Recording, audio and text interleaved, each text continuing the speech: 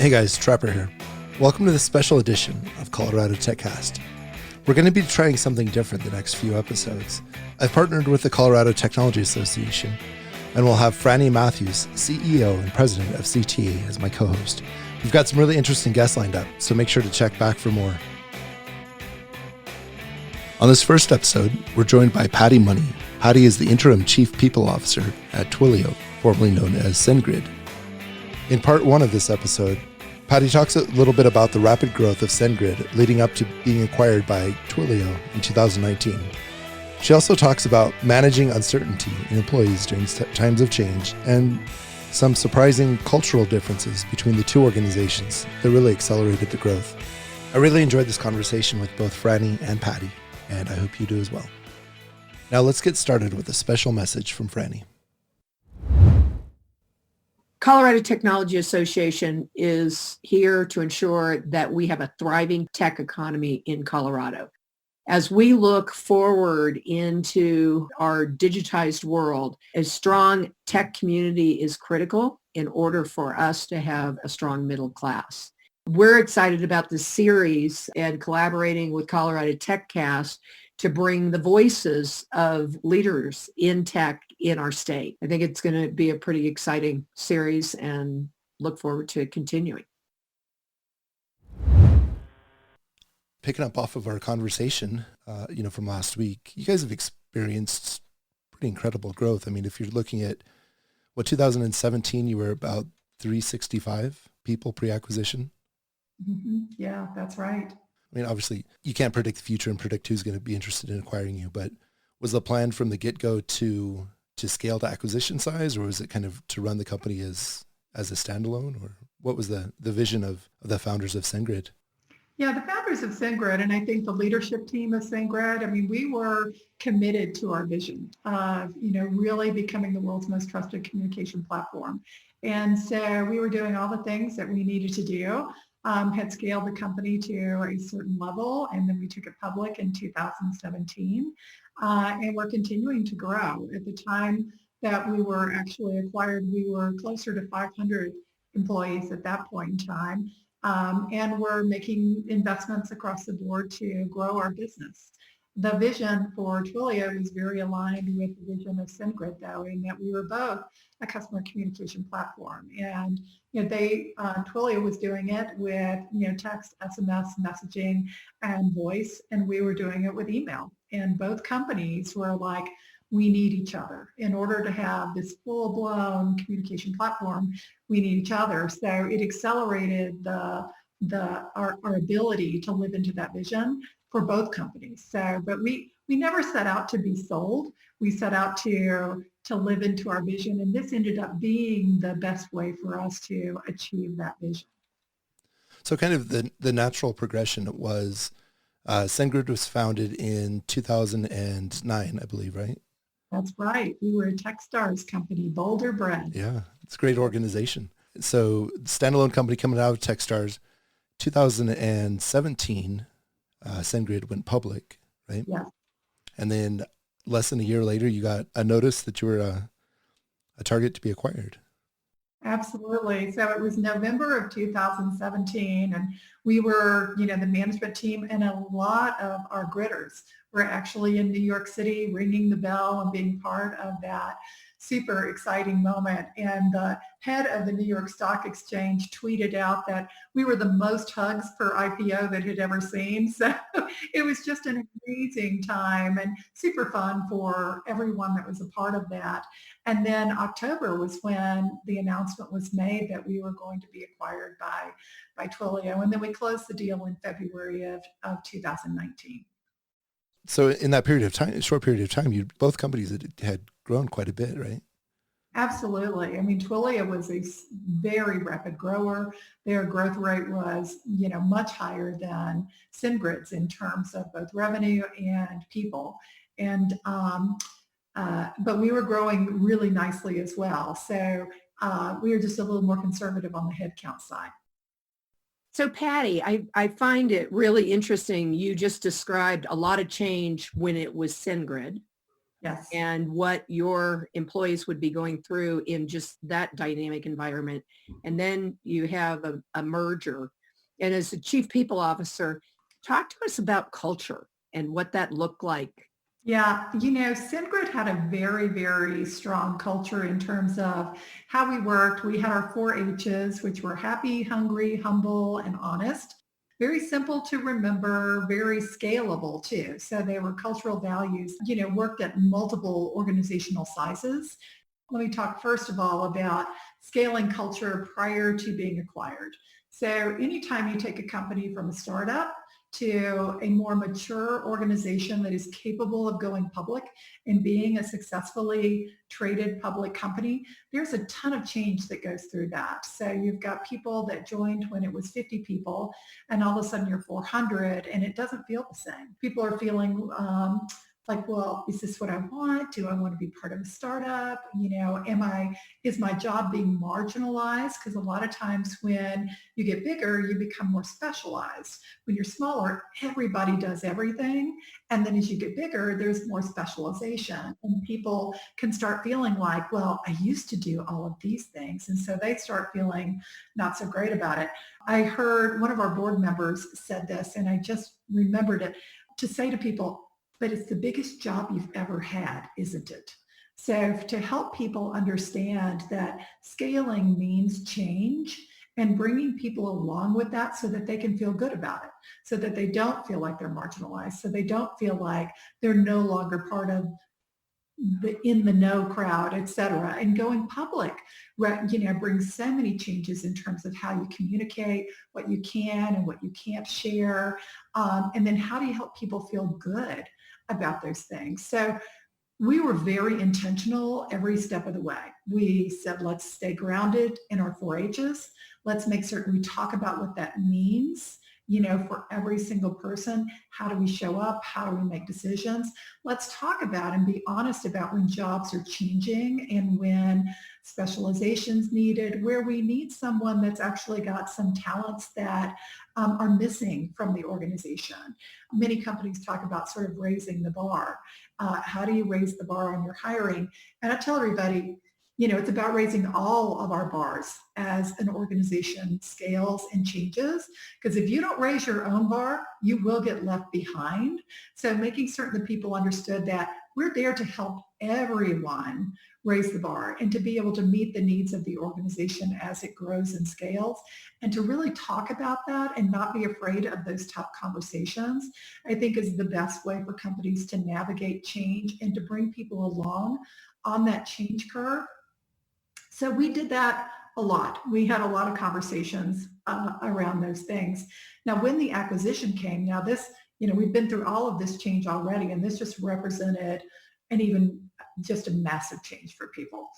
The good news is that everybody got it. It wasn't an acquisition that was kind of like, why'd they do that? Everybody kind of understood the value proposition. People understood, SendGrid employees said, wow, this is a way to accelerate our vision. This is a way to be that company that we dream of being. By coming together with this other organization, we can do this. And it was an acquisition, not a merger, but it was treated very much like a merger, which was greatly appreciated by everyone on the SendGrid team.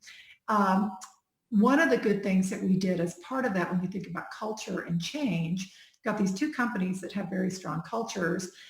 The CEO and their head of diversity and inclusion flew down to Denver. We did a workshop that involved representatives from across the company from different groups to talk about what our values mean. How do they map against the Twilio values?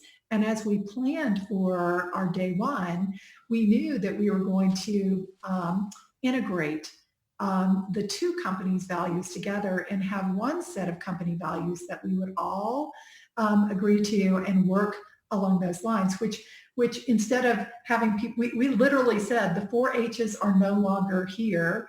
And Twilio was saying, and we've got a new set of values too, that we're bringing these two companies together under a shared set of values that will allow us to forge one team. Not two teams with two separate cultures, but one team. And that's kind of our motto too, forge one team.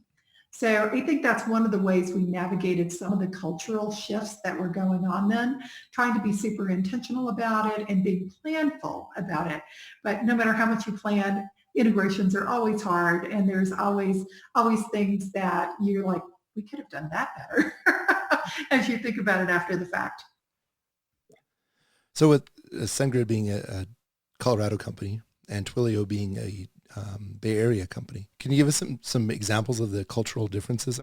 Yeah, it's interesting because we found from a people perspective, we were very aligned in terms of what we believe is important, how we want to work together, the values that we share, et cetera. We were like, wow, we're so alike. And it felt really good. But then when you move further into integration, you realize that you can have a shared set of values and how you get work done can still be very, very different. So SendGrid was very, we had spent more on the front end in terms of investing in processes and systems and scalability, and Twilio had invested heavily in growth. And so one way is not any better than another way. It's just two different approaches. And then when you come together, you have to figure out, okay, what's the best way for us to work moving forward? And SendGrid benefited greatly by many of the entrepreneurial mindsets that Twilio continues to hold. Investing hard, working on growth, really keeping your eye on where we're going and investing for the future. And and we were more conservative along those lines. So I think we were able to balance each other out and bring some more discipline, processes, and systems into the equation, and also get some infusion of a little higher risk profile, willingness to think more entrepreneurially than we were at that point in time, even though Twilio is bigger than SendGrid. So it's interesting that we were the smaller company, but we were a little more entrenched and not quite as, the only word I can think of is entrepreneurial in spirit. So that's interesting. Yeah, because typically you see the larger organization being, slower and more entrenched versus the more nimble, smaller one. So no, that wasn't the case for us. So you've talked a lot about, being intentional. So what does it mean to be intentional when you're trying to build culture? Yeah, so when I think about, being intentional in this area, it's about knowing not only where you are, but where you want to go. And so you are always planning for that next step. You're not hiring for the moment, you're hiring for that next step. And when I think about hiring from a cultural perspective, it's not about hiring a culture fit. I always call them culture enhancers. Like, who's the person that's going to help your culture grow and help it thrive as you move into new stages of organizational evolution? So for me, it's very much about being intentional about what's needed, not only from, a talent perspective, but where is the business going? And, what's the mindset that people need to bring to that phase of organizational growth? There was a class I took one time and they were talking about fit for purpose and how some people with exactly the same skill sets put in one environment will not do very well, but put in another environment, they are amazing. So for example, let's take an HR person. There can be people with experience on comp and benefit and leading a company of 5,000 people, okay? A lot of the same things that they have done. But if you're in a high growth environment versus a maintenance environment, let's just say, very small incremental growth, what you need to bring to that organization is very different. And so having that mindset and hiring people with the mindset for the phase that your organization is in is also part of being intentional about that, because then you're going to get people that want to do that kind of work. High growth tech companies are not for the faint of heart. Mm-hmm. So if you want to work in that environment, you need to bring that growth mindset. You need to bring that willingness to just kind of dig in and figure things out. We call it drawing the owl at Twilio. So it's not only being intentional about sort of culture and people that want to come in and work under a shared set of values, but it's also that skill and that mindset and that next phase of thinking that you need for the organization that will enhance your culture and make it even better as you continue to scale and grow. Mm-hmm. Well, I find it interesting. Just in general, we've seen a huge acceleration in tech and in the change in tech. And now we've got a whole new kettle of fish. Yeah. And we don't know what that's going to look like. We know it's going to be different. We know it's going to be changing abruptly, and there's pressures that go with it. So I like the way you talk about, somebody with the same skill set that may not do well in this high growth area. Can you talk about how you bring people out in times of stress and have them more effective and agile in thinking when we've got a lot of unknowns? Yeah, I think, so first of all, we have to really support leaders through this too. So many of us as organizational leaders, we think about how do we support our teams and our people. But if you want people to thrive during times of uncertainty and high change, you got to take care of your leadership team as well and really help them be able to take the time to stop and think about what is most important as we're going through a time of disruption. And I think we're going through a time of disruption for sure right now. If you just keep going down the same path, even when the world is changing around you, you will miss opportunities. So I think helping managers and leadership across the board and organizations, like as we think about what should we be doing right now in response to what's happening in the world, your mindset shifts and you're going to think about it slightly differently. And also it won't seem quite so silly. Companies that no matter what, we're just plodding on and we're just doing what we plan to do, et cetera. Well, no, your workforce has shifted. They have different needs. They have different wants. They have different desires. They have many things that they're trying to juggle and balance. Even your leaders are doing exactly the same thing. It's very humanizing when you see your leader over a video Zoom have their child come plop into their lap and you're like, oh, so they're human too. So I think, really stopping and making certain we're thinking about what's important during times of disruption and change. What does it mean to our organizations? What should we be thinking about now versus what were we thinking about before this happened? Let's make certain that still holds true. Sometimes it will, but there's probably some tweaks that need to come. And then I think when we've stopped and taken the time to think that through, then your leadership team can be very aligned and very energized about living into the possibility that is being presented to you now versus the possibility that was there 6 months ago when you thought you had a crystal ball and knew what was going to happen, but you really didn't. So, for me, I think leading through change like this means stopping, thinking, challenging your assumptions about what works and what doesn't work, because we had to challenge all of our assumptions as we went through COVID and having everybody work from home. I think all of our assumptions about what will work for work are being challenged every single day. So I think challenging your assumptions, rethinking your plans, and making certain that it's a plan that everybody can still get behind and feel very positive about delivering on is key to leading through times of change and disruption. I think it's worth pointing out that we're recording this on April 7th of 2020. For those of listeners who catch this and are wondering what we're talking about with all this rapid change, Colorado is currently on a stay-at-home order from the government to try to slow the spread of the COVID-19 virus. I think a lot of us in technology are accustomed to remote work, and we're able to flex more agilely than other industries may, but those industries that are not accustomed to work from home, it's a time of rapid change for them for sure.